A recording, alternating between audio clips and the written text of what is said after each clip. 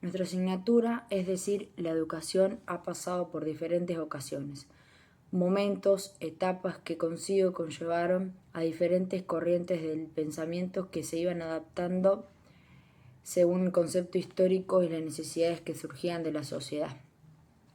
Muchos educadores en sus respectivas épocas han tratado de darle una identidad a la educación física, intentando a través de métodos epistemológicos, es decir, fundamentos que redujeron lo que verdaderamente abarca nuestra asignatura, pero que fueron muy importantes, muy valiosos para delinear el camino, trayecto hasta la educación física de hoy en día.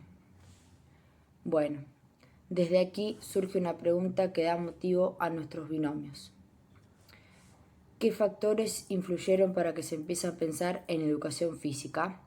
Respondiendo a esta pregunta, uno de los factores claves fue el de ver una necesidad social hacia la educación, necesidades sociales en relación a los objetivos que se pretendían según la realidad nacional de la época. Cabe destacar que estamos hablando del año 1884. ¿En qué desembocan estas necesidades? En que en el año 1884, durante la presencia de Roca, se promulga la Ley 1420, de educación común, gratuita y obligatoria. La misma proponía una educación común, es decir, para todos los niños, gratuita para que cualquiera pudiera acceder a la educación obligatoria, es decir, que era de suma necesidad que todos los niños accedieran a la educación escolar. Obviamente, como nueva ley que resurgía, como nueva implementación, llevó sus procesos y discusiones. La principal discusión giró en torno a si la educación sería laica o no laica. Bueno, si la educación sería laica o no laica, esto generó dos tipos de posturas. La postura liberal, que proponía una educación tolerante donde no se den contenidos religiosos, pensaban que enseñar la religión generaría un retroceso en cuanto a la educación. Esa es una postura. Bueno, la otra postura, la postura de los opositores. Es una postura. Bueno, la otra postura, la postura de los opositores, que defendía la enseñanza de la religión de las escuelas. Quizás se podía decir que los liberales creían que la enseñanza de religión de las escuelas era un retroceso por el hecho que los católicos tenían una postura estructurada sobre su religión, es decir, que estarían encerrados a escuchar otras opiniones, y esto generaría el no avance de conocimientos. Como resolución final, el pensamiento liberal triunfa provocando la no enseñanza de las escuelas. Muy bien, en conclusión se puede decir que o considerar que la ley 1420 era una ley que reorganizó la educación y produjo un cambio de paradigma a la hora de pensar en la misma.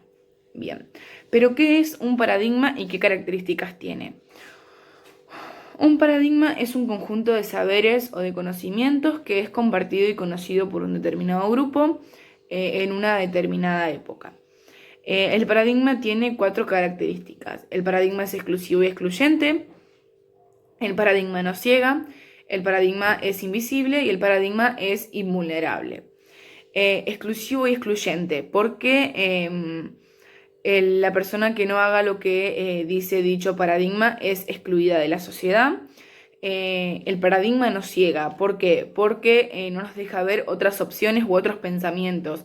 Nosotros pensamos que lo que dice el paradigma está bien, por lo tanto nosotros hacemos lo que dice el paradigma.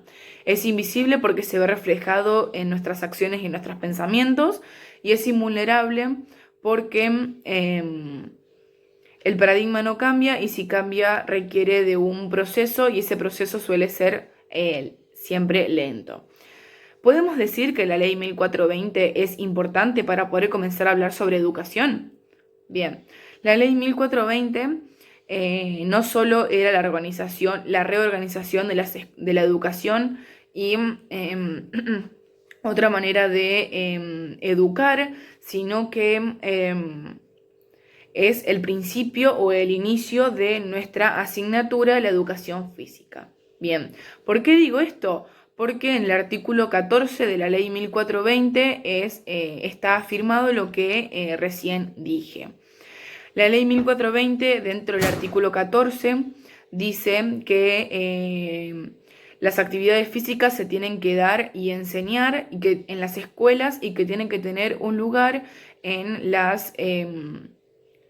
los horarios escolares, que eso es muy importante, y que las actividades físicas las actividades físicas son muy importantes a la hora de formar una sociedad. Por esto, la educación física tuvo varios cambios sobre la ley 1420. Bien, ¿cuáles fueron esos cambios de la educación física después de la ley 1420? Fueron 3. Uno fue que las escuelas se volvieron las principales, donde las actividades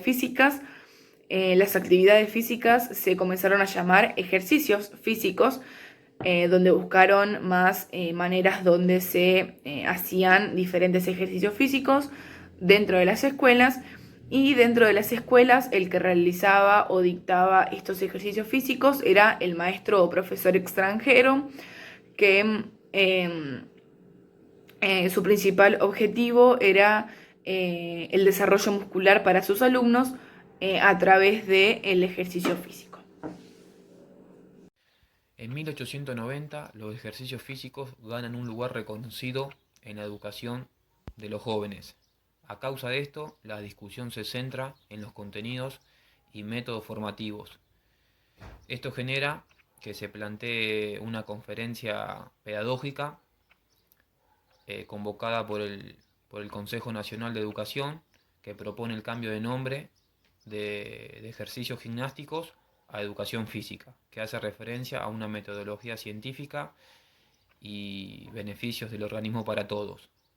Tras este cambio de nombre, los programas educativos seguían dando contenidos en base a ejercicios gimnásticos, es decir, ejercicios que perseguían el mejoramiento y el desarrollo de la capacidad motoras, que normalizaban núcleos de movimiento. Estas clases de ejercicios se daban a causa de dos motivos: la ausencia de formación de profesores en el área de educación física y por la llegada de los oficiales del ejército militar a las instituciones escolares en el año 1895, cuando se decreta la obligatoriedad de enseñanza militar en el ámbito escolar. En base a todo esto, se puede pensar que en ese momento el cuerpo se moldeaba para seguir cierta línea recta que conducía a la normalización de movimientos como punto de vista en la unidad nacional. Esto se reflejaba en las características que asumían en los festejos patrios, donde realizaban desfiles y demostraciones gimnásticas. Luego de todo esto, con el correr de los años, ocurre un suceso que da paso a un nuevo paradigma para la educación física, que es la reforma del año 1898, donde el presidente Uriburu, junto con el ministro de Instrucción Pública, decreta la reorganización de la educación física. En dicha reforma surge el reglamento del Inspector General de Enseñanza, Pablo Pisurno, que reemplaza los ejercicios físicos por un programa científicamente orientado. Ese reglamento estaba fundamentado por Romero Bress. Cabe destacar que en dicha reforma no se incluyen a las escuelas normales por falta de profesores. Ya hecha esta reforma, la educación física toma un nuevo rumbo. Pasó de ser ejercicios físicos a contenidos científicos e ideológicos que fomentaban la formación del alumno. Esto trae consecuencias o discusiones a la hora de pensar en los beneficios de cada contenido se plantean oposiciones de los mismos, por ejemplo, los ejercicios físicos contra los ejercicios de la educación física. Debido a todas estas discusiones, se plantea la convocatoria del año 1899, donde el ministro de Instrucción Pública convoca una comisión de doctores para estudiar los sistemas de educación físicas en los institutos normales. Romero Bres formaba parte de esa comisión y en su análisis de los sistemas hace recomendaciones que son aplicadas posteriormente en el año 1905. ¿Por qué 1905? Porque ocurre que esa reforma estaba totalmente ligada a la reforma de 1898, ya que con estas modificaciones se intentaban ampliar el plan de estudios hacia las escuelas normales, que por ende, a causa de eso, surgen los cursos normales, teóricos y prácticos de los ejercicios físicos para maestros. Y esta reforma tiene la intención de ampliar el plan de estudios para que el sistema argentino de educación física llegue a todas las escuelas normales con la difusión de nuevos profesores. Pero bien, ¿qué características tiene este sistema argentino de educación física? En primera parte, el sistema argentino de educación física marca un gran antes y después en lo que respecta a nuestra asignatura, ya que Romero Bres intenta romper con un paradigma, con una barrera, ya que la propuesta es pasar de ejercicios físicos a una educación física fundamentada en lo que es la anatomía, la fisiología y las ciencias experimentales. Entonces, con el objetivo de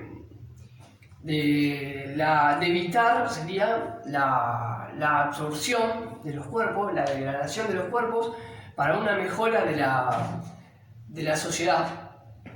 Este mismo, Romero Bres, describe en su sistema por eso una educación física continua, es decir, que se dé de forma regular en el ámbito escolar, metódica, ya que era una educación física que seguía cierta estructuración, cierta fórmula y racional, es decir, pensada, fundamentada, que causaría 4 efectos en el cuerpo.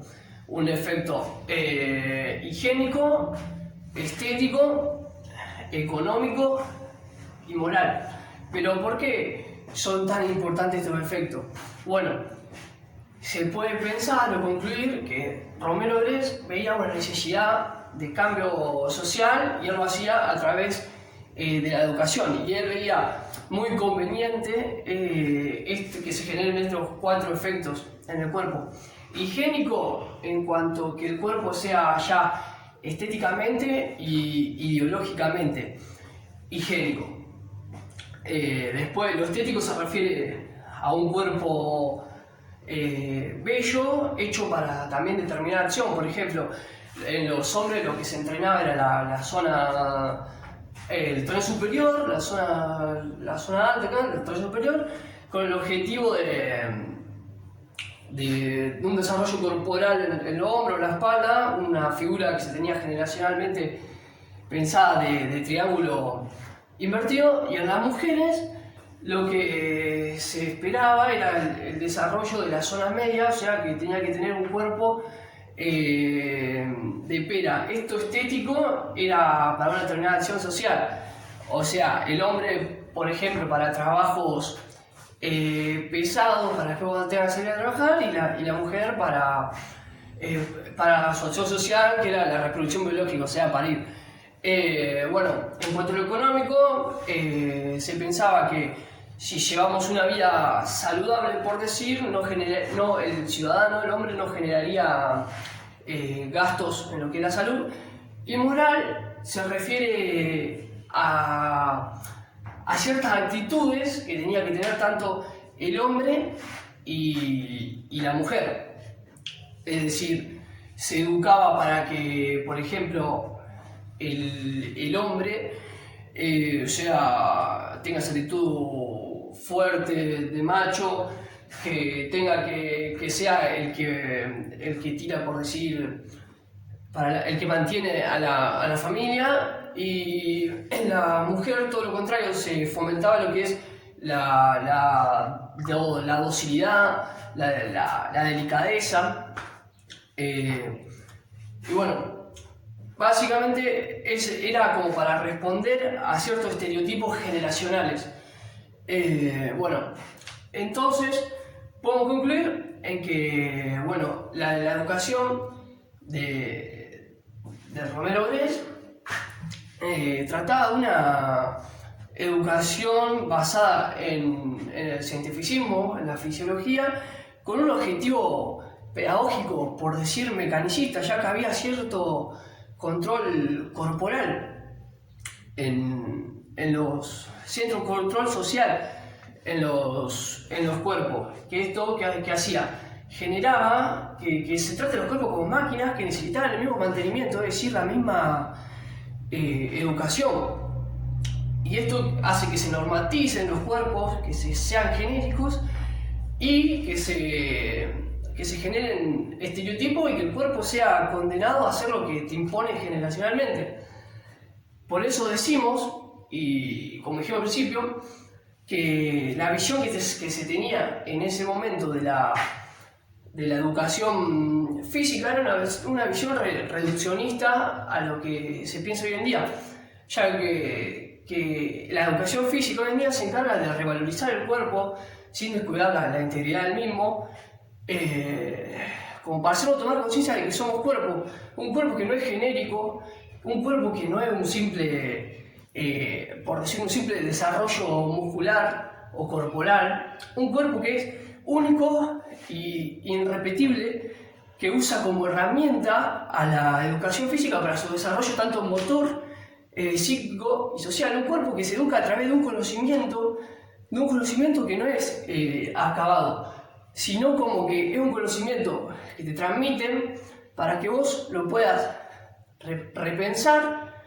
y transformarlo. O sea, un conocimiento que te educa para ser un ser que no responde al educado, sino que primero lo comprende y después responde.